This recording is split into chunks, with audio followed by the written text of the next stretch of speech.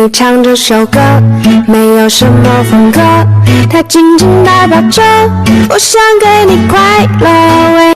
Người ơi xin chớ u sầu, tình chúng ta sẽ không phai màu. Hãy để anh luôn là người đem đến bên em bao nụ cười. Vì khi em vui là lúc anh sẽ không buồn đâu. Em là cuộc đời, là cả thế giới của anh.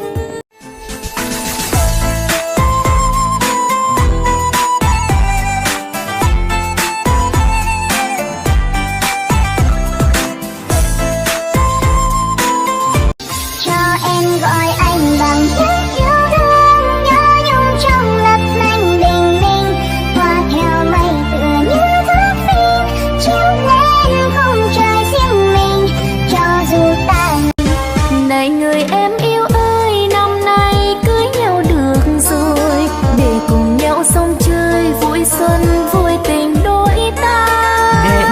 Người ơi xin chớ u sầu, tình chúng ta sẽ không phai màu. Hãy để anh luôn là người đem đến bên em bao nụ cười. Vì khi em vui là lúc anh cho em gọi anh bằng những yêu thương nhớ nhung trong lập lành bình minh, hoa theo mây tựa như thước phim chiếu lên khung trời riêng mình, cho dù ta là 산다는 건 다 그런 거래요. 힘들고 아픈 날도 많지만 산다는 건 참 좋은 거래요. 오늘도 수고 많.